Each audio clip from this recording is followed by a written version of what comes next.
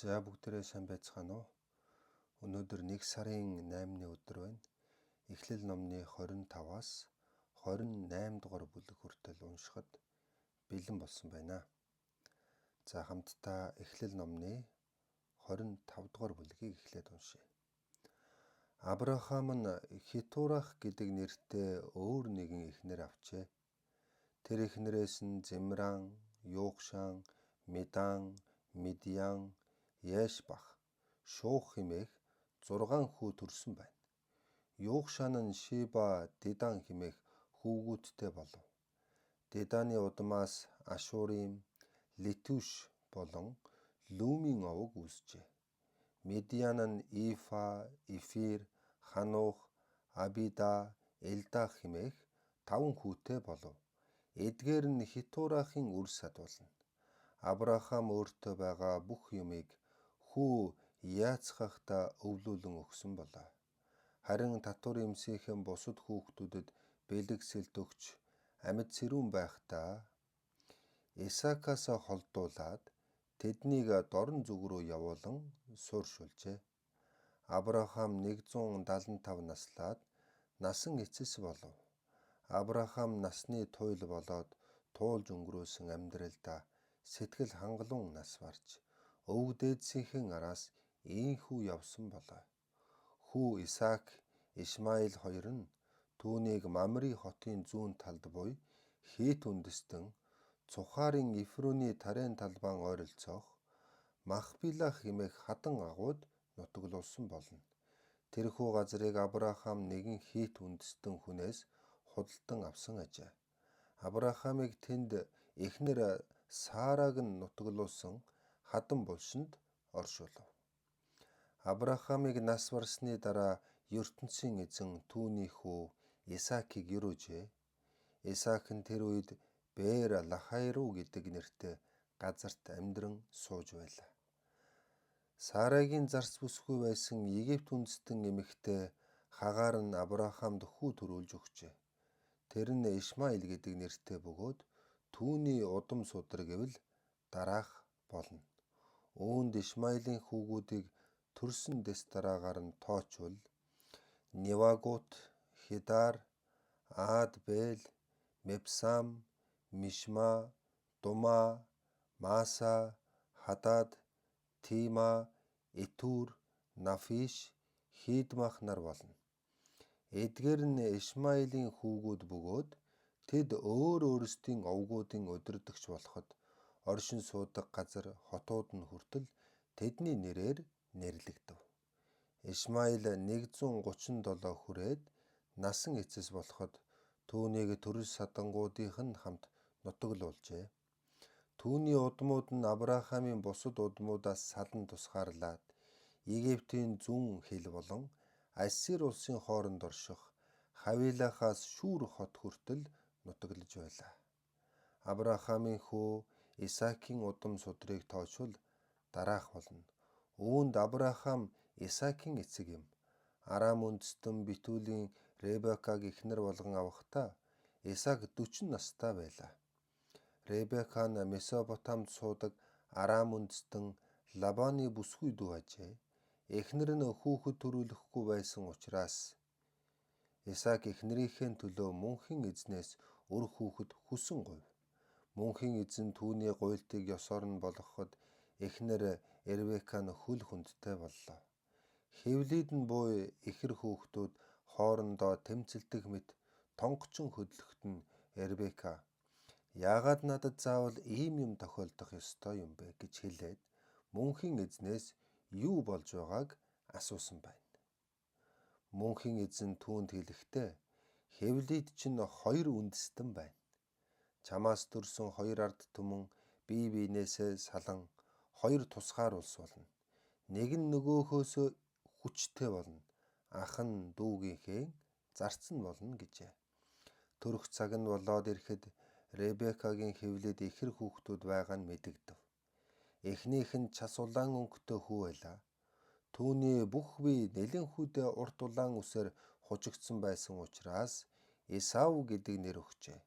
Энэ нь үсэрхэг гэсэн үг болно. Дүүн төрөхдөө ахынхаа өсгийнөөс чанга гадагсаар гарч ирсэн учраас түүнийг Яаков хэмээн нэрлсэн нь өсгий гэсэн утгатай үг гэжээ. Ребекаг хүүхдээ төрүүлэх үед Исаак 60 настай байлаа.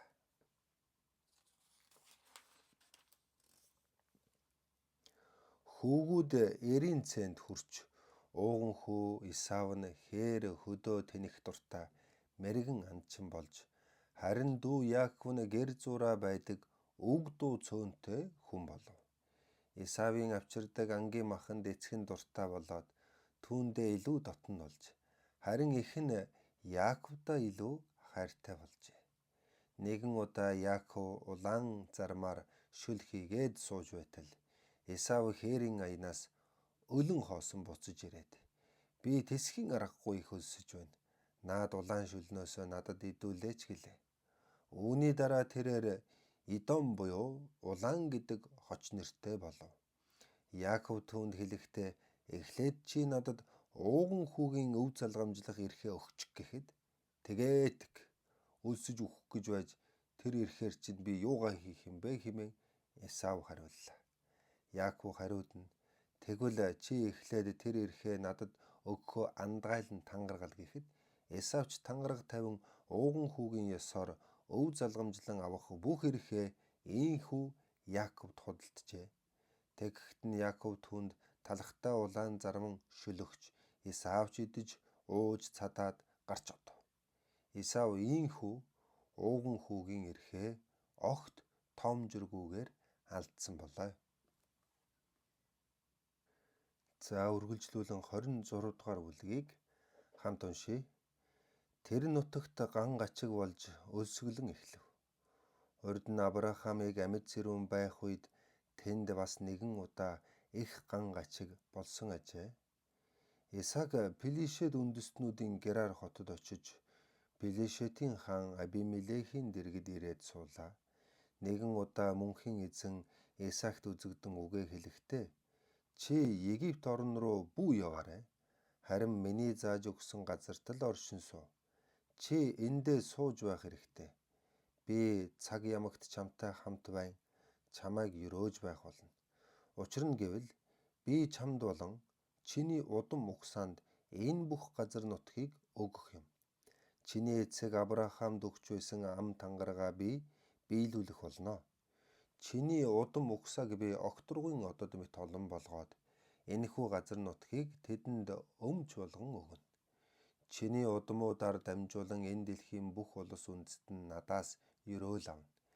Яагаад гэвэл Авраам миний үгийг дагаж миний өгсөн үүргийг гүйцэтгэн. Миний тушааж хэлсэн үгс тогтоож өгсөн хуулийг биелүүлдэг байсан юм гэжээ. Тиймээс Исаак Герар хотод үлдэв. Тэр нутгийн эрчүүд эхнэрийнхэн тухай сонирхон асуухад Исаак түүнийг өөрийнхөө эхнэр хэмээн хэлэхээс айж байсан учраас энэ бол миний охин дүү гэжээ. Учир нь түүний эхнэр үзэсгэлэнтэй сайхан бүсгүй байсан тул энэ нутгийн эрчүүд Ребекаг авахар санаархан намайг алах биз хэмээн Исаак бодсон байна.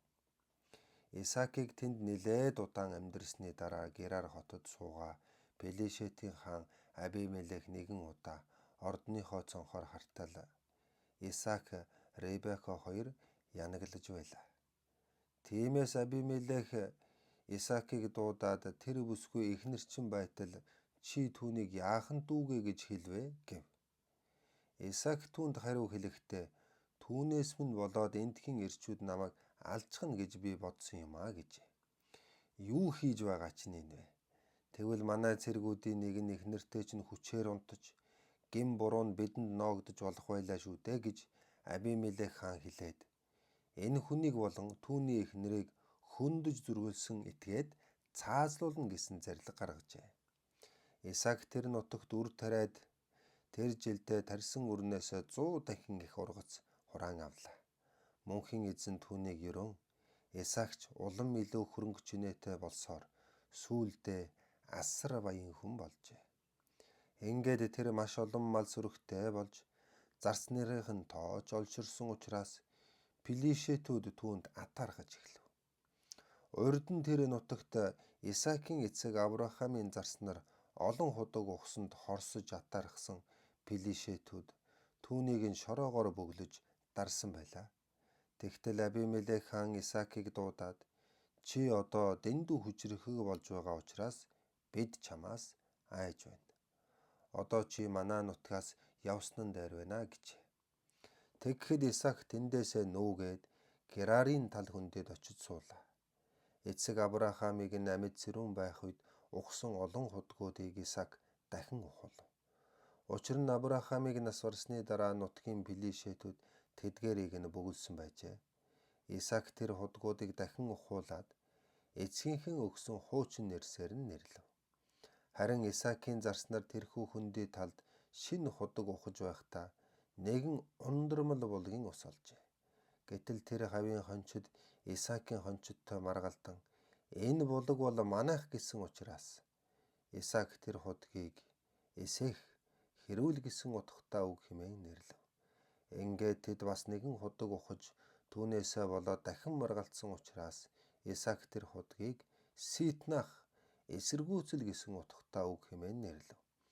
Исаак тэндээсээ нүүгээд бас нэг худаг ухуулаад тэр удаа хэрүүл маргаан гараагүй учраас худгийг Реховот зай чөлөө гэсэн утгатай үг гэж нэрлээд мөнхийн эзэн одоо л бидэнд нэг зай чөлөө гаргаж өглөө. Бид энэ нутагт өөдрөг амьдарч чадах нь байна гэжээ. Дараа нь Исаак тэндээсээ Бээр Шибад очлоо. Тэр шөнө нь мөнхийн эзэн түүнд үзэгдэн би бол Авраамын чинь өргөмжлөн хүндэлдэг ертөнцийн эзэн болоо. Юунаас ч бүү айхтав. Учир нь гэвэл би чамтай хамт байж чамайг ерөн өөрийнхөө үнэнч зарц Авраамыг бодоод өр удмыг чинь өнөр өтгөн болгож өгнө гэсэн байна. Тиймээс Исаак тэнд өргөлийн ширээ засч мөнхийн эзний нэрийг дуудан хүндлээд майхнаа тэнд хатгсан болоо. Исаакийн зарснаар тэнд бас нэгэн худаг ухаад улмаар тэндээ сууршицгаалаа. Нэгэн удаа Герар хотод сууж буй Абимелех хаан өөрийн зөвлөх ахуу Заат болон цэргийн жанжин Пехол нарыгаа дагуулсаар Исаактай уулзахаар ирэв. Исаак тэдэнд хандан урд нь та нар надад хорсохдоо нутгаасаа зайлуулсан биш үү? Одоо тэгвэл юунд нааш ирцгээв гэхэд нь тэд мөнхийн эзэн тантай хамт байгаа нь илэрхий ажээ. Тэгвэл та бид өөр хоорондоо андгаа тангараг тавих хэрэгтэй байна. Бид тантай найрамдлын гэрээ байгуулъя. Манай нутагт амьдарч байхад чинь хинж таныг хөндлөгүй байсаар бид таныг нутгаасаа амар тайван явуулсан билээ. Түүнтэй адилаараа та бас бидний эсрэг юу ч хийхгүй гэдгээ батлан хэлмээр байна. Та мөнхийн эзнээс маш их өрөөл авсан хүн шүү дээ гэж хариулцгаав. Улмаар Исаак тэдэнд зориулан их зоог барихад тэд хамтдаа идэж ууцгаалаа. Маргааш нь тэд эртлэн босоод найрамдлын гэрээ тогтоосноо бие биедээ батлан тангаргалав.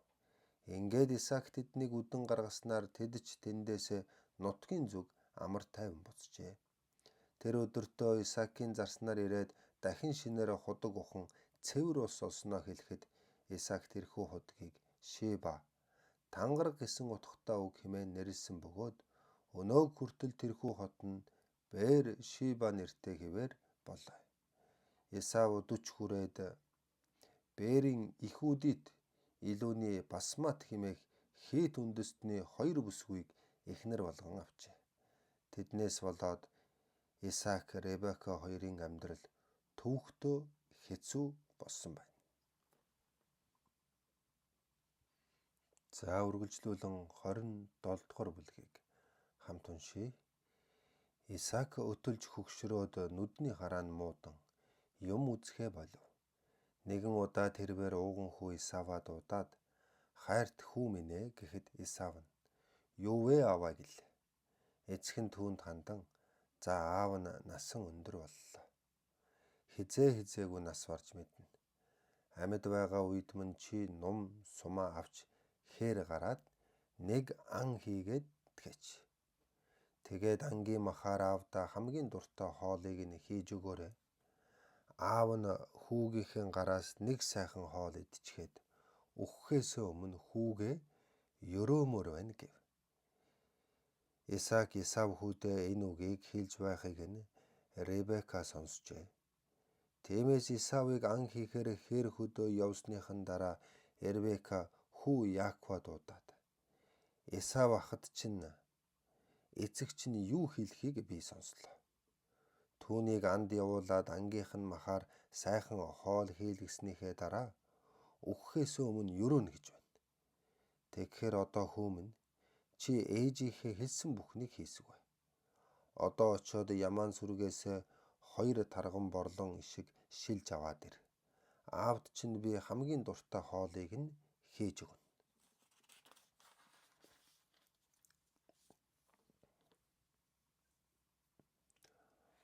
Хоолоо аваачаад өгөх чинь тэр чамааг амьд байхдаа ерөөх визээ гэв. Яаков ихтэй хандан тэр яаж болох вэ дээ? Исав ахын арьс үсрэхэг ширүүн байтал миний арьс гөлгөр зөөлөв. Эцэг минь намайг барьж үзээд л танина.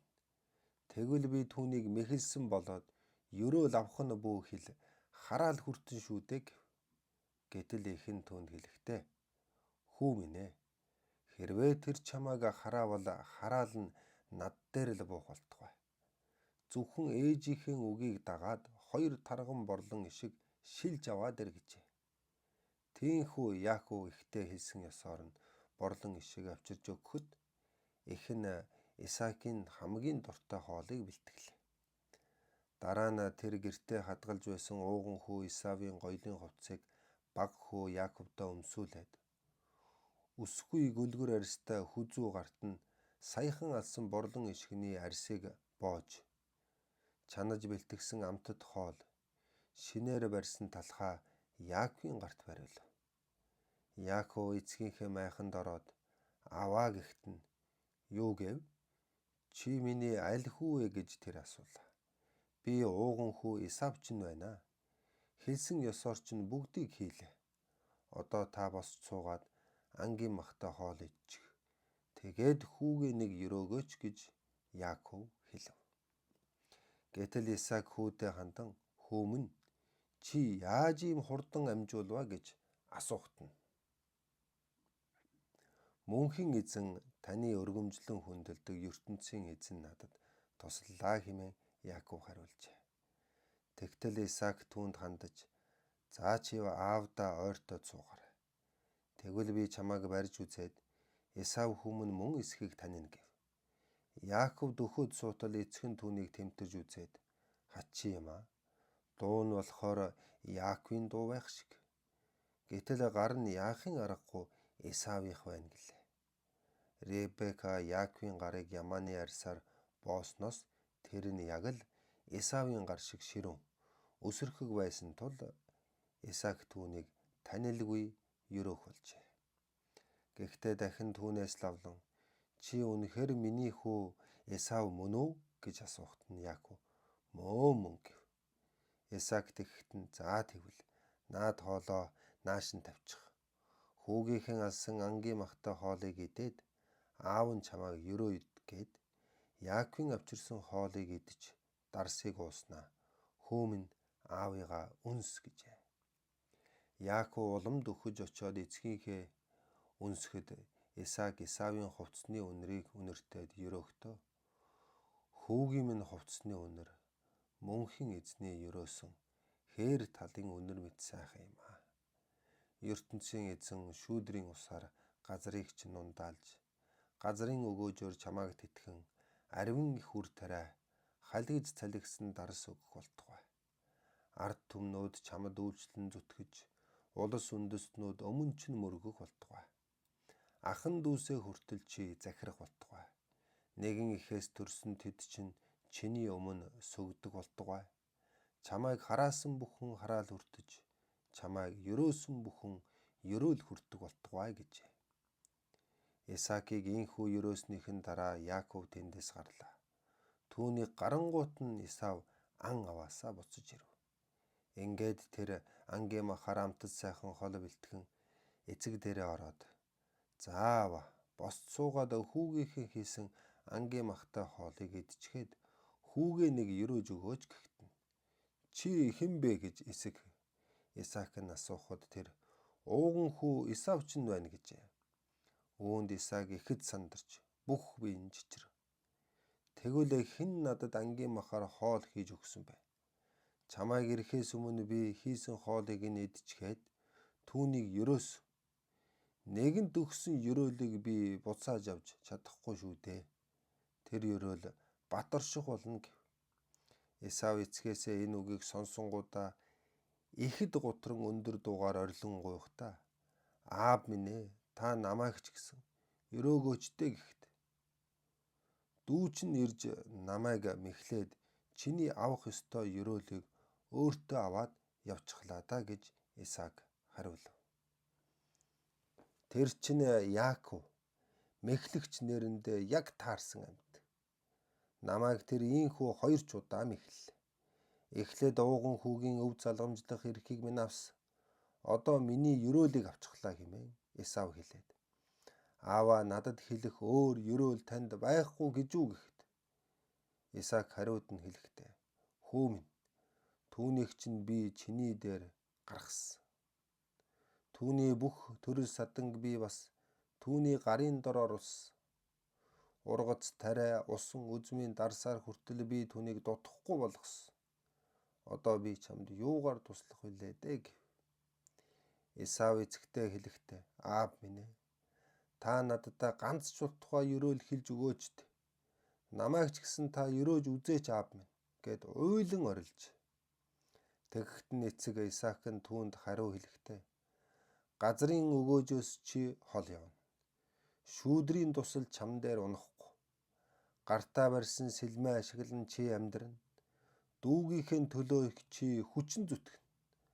Харин чи өөдөөс нь тэмцэлдвэл хүзүүнд чинь түүний зүүсэн буулга дөнгийг эвдэж чадна гэлээ. Исав эцгийнхээ өгсөн ерөөлөөс болоод Яаковыг үзэн ядаж эцэг маань удахгүй нас барна. Тэгээд би дүү Яаковыгаа ална хэмээн дотроо шийджээ. Гэтэл хэн нэг нь ууган хүү Исавийнх нь энэ үгийг Ребекад хэлсэн учраас тэрвэр баг хүү Яакова дуудаад сонс хүү минь. Ах чинь чамайг алахаар төлөвлөн сэтгэлээ тайвшруулж байгаа гэнэ. Тэгэхээр хүү минь чи ээжийнхээ үгийг дагаж эндээс бушуухан зүхтаад Хараан хотод суугаа миний ах Лабанд оч.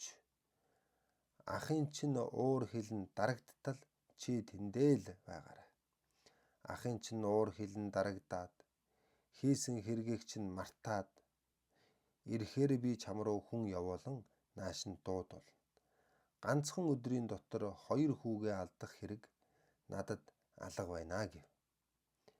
Нэгэн удаа Ребека Исаакт хэлэхдээ Исавийн хийт үндэстэн 2 эхнэрээс болоод би ядарч туйлдж байна.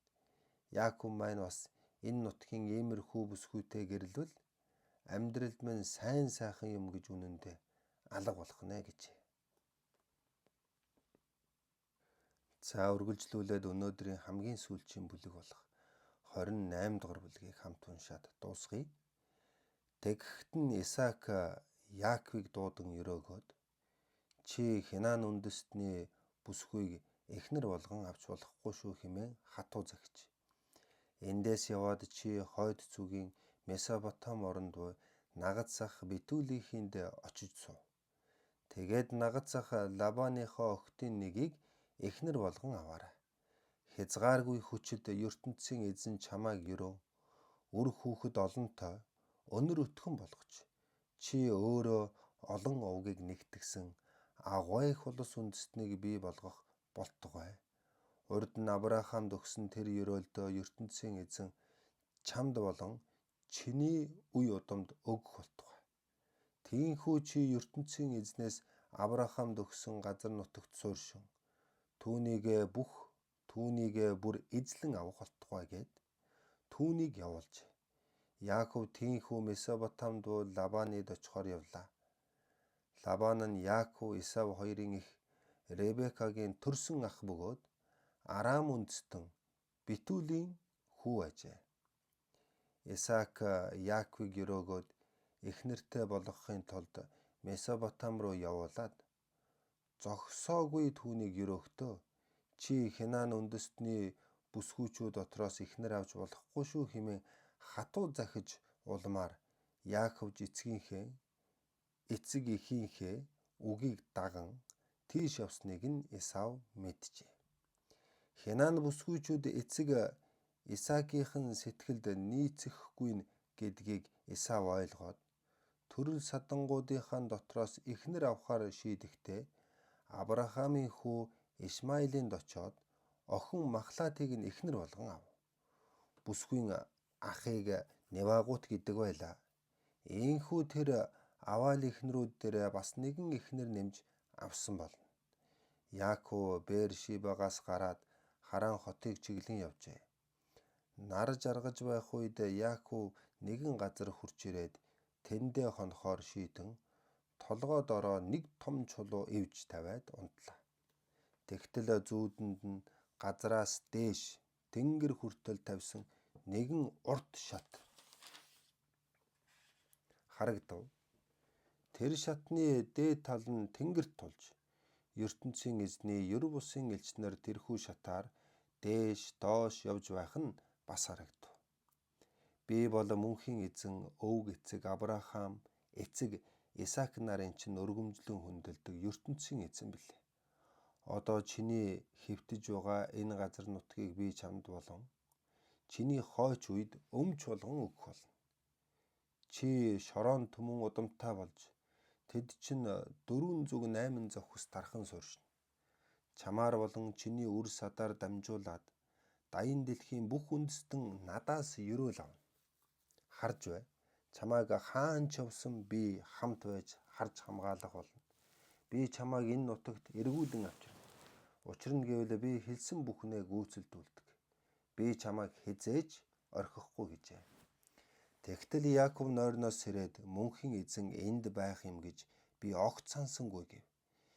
Яаков гинэт айн сүрдэж эн чинь юутай аимшигтай сүрлэг газар вэ? ертөнцийн эзэн энд байж энэхэн хэсэг газар бол түүний оршин буу газарт орох хаалга болох нэ гэлээ. Маргааш нь Яаков эртлэн босоод толгой дороо эвж тавьсан чулууг хөшөө чулуу мэт босгож дээрээс нь тос зутган милаагаад тэр газараа Битэл хэмээн нэрлэжээ. Энэ нь ертөнцийн эзний орших газар гэсэн утгатай үг юм. Харин тентхийн хотыг урд нь Лууз гэдэг байв. Улмаар Яаков ертөнцийн эзэнд ам өчгөө өгч хэрвээ ертөнцийн эзэн та надтай цуг байж аян замд минь харж хамгаалan идэх хоол өмсөх хувцаар хангаж байвал тийхүү би эцгийнхээ гэр оронд амар амгалан буцаж ирвэл мөнхийн эзэн та өөрөө миний өргөмжлөн хүндэлдэг ертөнцийн эзэн болно. Миний босгосон энэхүү хөшөө чулуутай газар бол ертөнцийн эзний оршин байх газар болно. Надад өгсөн бүхнээст нь би танд 11-ийг нь эргүүлэн өгнө гэжээ.